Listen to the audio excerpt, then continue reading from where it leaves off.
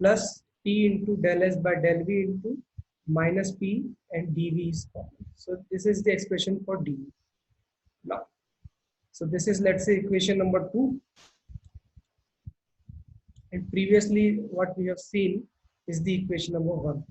So if we compare that equation 1 for du to this equation, we can compare that this expression T into del S by del T is equal to CV, because previously we have du is equal to, so, yeah, so equation 1 was du is equal to CV into dt and plus uh, this is du is equal to CV dt plus del u by del v into t dv. So this is our equation 1.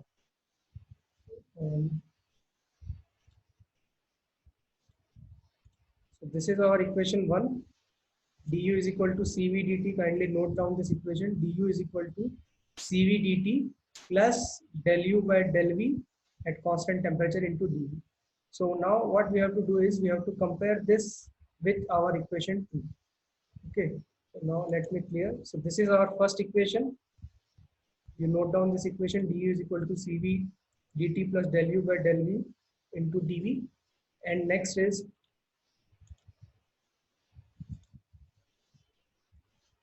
this. So this is another equation. So note down this equation also. Du is equal to this. So now if you can see that if we compare that equation first to this equation second, this is also du and that is also du. So this term T into del S by del T into V is equal to Cv from first equation, and this term in bracket is equal to this, this term in bracket T into del S by del V minus P is equal to del U by del V at T. So now you can compare these equations. So Cv is basically this. So del S by del T is Cv by T, and this term in bracket is equal to del U by del V at constant temperature. So these are the two conclusions from comparing the equation 1 and 2.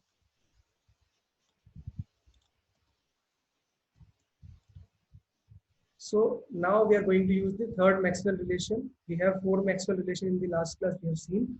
So del S by del V is equal to del P by del T. So now we'll put del S by del V here. So del U by del V is T into, so basically we are replacing this del S by del V with del P by del T. So we are getting this equation. So del U by del V is T into del P by del T minus P. So now you can see that this del U by del V is a function of temperature and pressure only at constant volume. So now we can replace this del U by del V value in the equation first. That is du is equal to Cv dt plus del U by del V into dV. So we'll replace del U by del V here with this value. So this is the final expression. This is the final expression for D, that is internal energy, in the form of Cv dt, or basically in the form of temperature, pressure and volume only. So this du is a function of P, V and T and pressure and volume only. So now this is the relation, and this is for any gas. This is for any substance or any gas. You can use this relation of internal energy, that is Cv dt plus T into del P by del T minus P into dV. So this is the relation you can use for any substance. Now for any specific, let's say for an ideal gas, we have to find what is the value of this du. So now for ideal gas, we can find this value.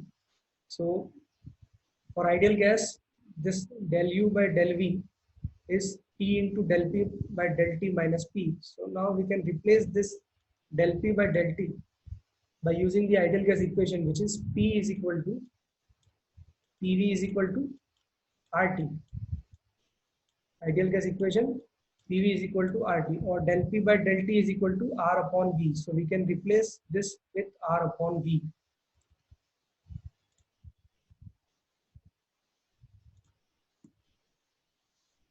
So Now we can replace del P by del T with R upon V. So del U by del V will be T into R upon V minus P. T into R upon V, we have replaced del P by del T for ideal gas, R upon V. So T into R upon V minus P. Now T into R upon V, T into R upon V is equal to P. So P minus P is 0. So basically what we are getting is, we are getting for ideal gas del U by del V will be 0. So if you can see this equation, del U is equal to CV dt plus this whole term into dV. So this whole term is getting 0 for ideal gas. So we are getting du is equal to CV dt. So in this way we can prove that the internal energy for ideal gas is a function of temperature only. The internal energy of ideal gas depends upon temperature only. This du expression is general. It is for ideal, real and all types of substances. But for internal energy, for ideal gas, we can prove that this term will be 0. This is 0. So we are getting du is equal to Cp dt. And this equation we are generally using for ideal gas. So this is the general expression, and general expression is a function of temperature, pressure and volume. And for ideal gas, this term will become 0. So we can get du is equal to Cv dt. So in generally numerical, what we are doing is we are assuming all the substance as ideal gas, or basically we are solving the numerical for ideal gas only. So for ideal gas, you can use directly this relation and need not to remember this relation. But if you have been specifically asked that prove that du is a function of temperature, pressure and volume, then you have to derive this expression. Otherwise, in numericals, you can use du is equal to Cv dt for all practical purposes, because we are solving the numerical for ideal gas. So this is the proof that du is equal to Cv dt for ideal gas. So we have proved it. Next, similarly, you can find the other relations for dH, ds and ds. So in the same way, for example, this we have solved by starting du is a function of temperature and volume. Then we have put Cv here, and then we have solved the second part to find the final relation of du. Similarly, in the same way, you can find for dH, assume dH is a function of temperature and pressure. First term you replace with Cp, second term in the same way you have to find this expression. So you can find this. Similarly, for entropy, again you assume it as a function of temperature, volume. Then you can find the relation. If you assume the entropy as a function of temperature and pressure, you can find this relation. So in the same way, you can find these three relations also for dH and ds. So this is basically we are finding relation between dH, that is enthalpy, entropy, internal energy, with pressure, volume, temperature. So basically we are expressing dH, ds and du in terms of pressure, temperature and volume. So this is our objective, to find the general expression. So this is the general expression. Now for ideal gas, again you will see that this term will become 0. So you can get dH is equal to Cp dt directly. So for ideal gas, we have proved that internal energy is a function of temperature only. Similarly, you can prove that for ideal gas, dH is equal to Cp. So this is the relation only that we are going to use for numerical. Another is that for entropy change of an ideal gas, when temperature and pressure data are known and the specific heats are constant. So another, it is in a specific case when the specific heats are constant, how to find the entropy. So let us assume that entropy is a function of temperature and pressure. So we can write ds is equal to Cp upon T into dt minus del V by del T into dP. By using this equation from here, ds is equal to this. When entropy is a function of temperature and pressure, we are going to use this second equation. When entropy is a function of temperature and volume, we are going to use this first equation. Both the equations are of entropy only. So now this is an example. So we are directly using this equation, and let us integrate this equation when the temperature is given. So T1 to T2 we are integrating, and for pressure we are integrating from T1 to T2. So now we can, since specific heats are constant, so we can take Cp out from integration. And since it is also given that is an ideal gas, so we can replace specific volume with P by RT, or del V upon del T with respect to temperature if we are differentiating it, and when the pressure is constant, so we can write it as P by R. So now we will replace this del V by del T here with P by R, and Cp will take out from the integration. So Cp T1 to T2 integration del T by del T by T minus this R by P into dp p1 to p2 integration, or r is constant again, so final expression is this del s is equal to this is del s is equal to cp ln t2 upon t1 minus r ln t2 upon t. So this is the expression for change in entropy when the specific heats are constant and the temperature and pressures are given. So you can find the entropy of any general process if the specific heat are constant and R is obviously constant for any ideal gas. And now you can find this relation by using this relation. So this is also an example. So what we have to do is we can remember these three equations. These three equations we can remember, and also this du equation we can remember, and for any specific case we can just solve this equation and find that one.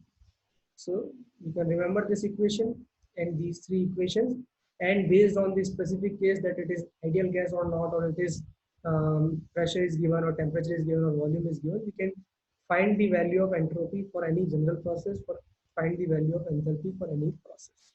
So by these using the general relation, by using these general relation. Now, similarly, you can find the expression for dH if it is a function of temperature and volume. So these are the just extra assignments, you can do it. So by using these three equations only, you have to find all the values. For a specific heat, we have to use the following general relations. So again, we have to remember these general relations for specific heat. Specific heat, there are two specific heats. Specific heat at constant volume Cv, and del Cv upon del V at constant temperature is basically equal to T into del square P upon del T square at constant volume. And similarly, del Cp upon del P is minus T del square V upon del T square. So you have to again remember these two equations for specific heats.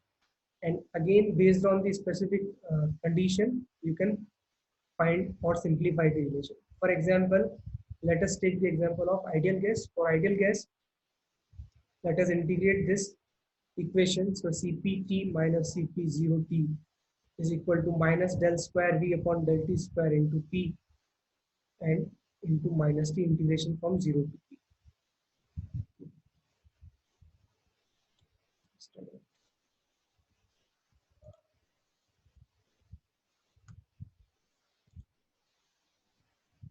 So for any general case, this is the general relation, and for any specific case, let's say a specific heat at constant pressure, for ideal gas, you can just integrate this equation and find the relation. Okay. Now we can find this right hand side value del square V upon del T square for ideal gas.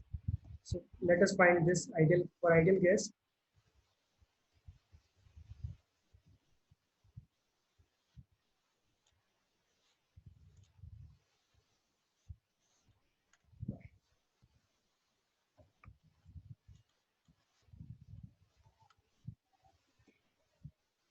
Also, for other cases, there is a relation between Cp and Cv, which is minus T into del V upon del T square at constant pressure and del P upon del V at T.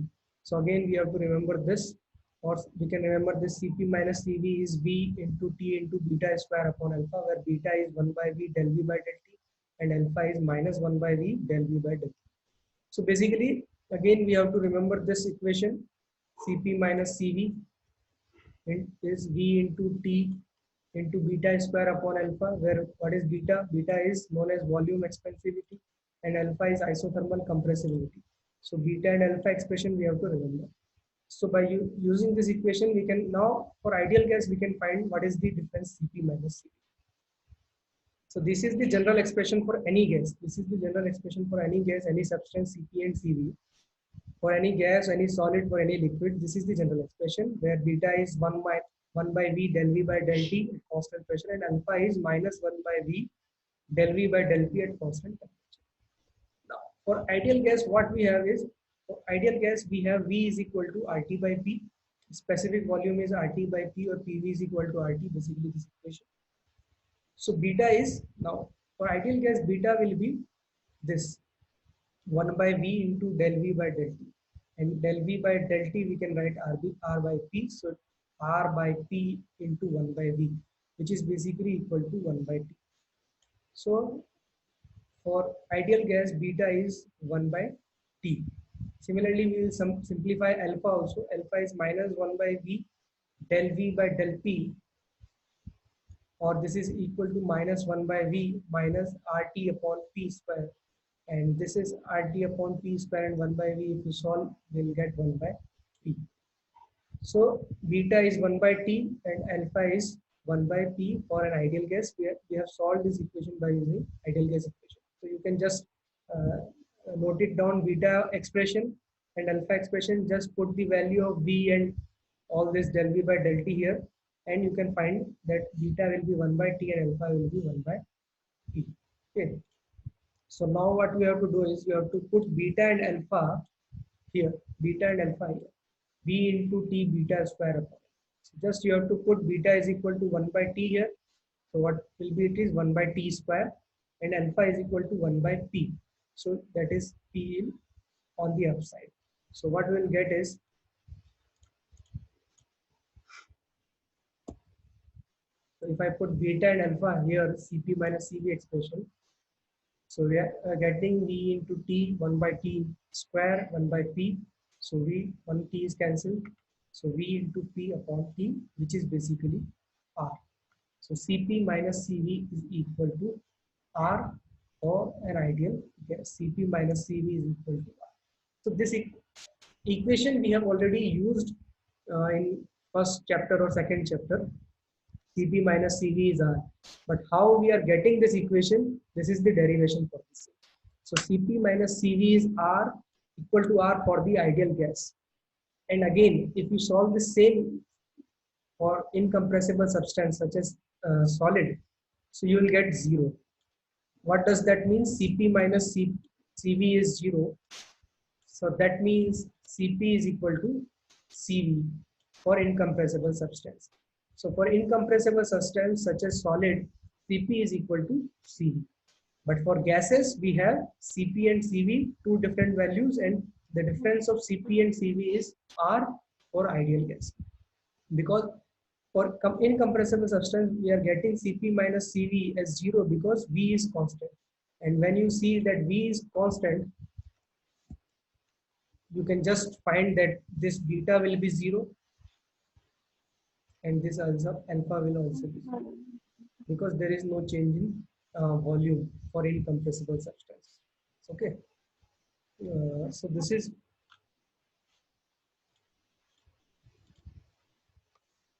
so now you can just remember that Cp minus Cv is R for ideal gas and Cp minus Cv is 0 for incompressible substance. Okay. Incompressible substance such as solid, and incompressible means the substance for which if you compress them, there will be no change in density. So if you compress solid, there will be no change in density, then it is known as incompressible substance. So Cp minus Cv is R and Cp minus Cv is 0 for incompressible substance, and general expression for Cp minus Cv is V into T into beta square upon alpha, where beta is known as volume expansivity and alpha is known as isothermal compressibility. And beta, this is the expression 1 by V del V by del T, and alpha, this is the expression. So these are the general relation, and for ideal gas, you already know Cp minus Cv is R. So that we have proved here. For ideal gas, you already know du is a function of temperature only. That is also we have proved here. So by using the general expression, we have proved the relation that we already know for ideal gases. Okay. Similarly, you can prove that CV of an ideal gas does not depend upon specific volume. So this is the general expression for CV that we have seen here, specific heat. Now, you can just prove that CV does not depend upon specific volume. So we'll take the right hand side, del square P upon del T square. For ideal gas, PV is equal to RT by T. So del P by del T will be R by V. Since R and V is constant, so del square P upon del T square will be 0. And this will give you del CV upon del V is equal to 0. So the derivation of CV with respect to specific volume is 0. That means that CV does not depend upon the specific volume. So the specific heat at constant volume of an ideal gas is independent of specific volume. This is again a proof that the specific heat does not depend upon the specific volume. It depends upon only the temperature. So that we have also proved here. Okay. So now I will stop and I will take the doubts. If you have any, you can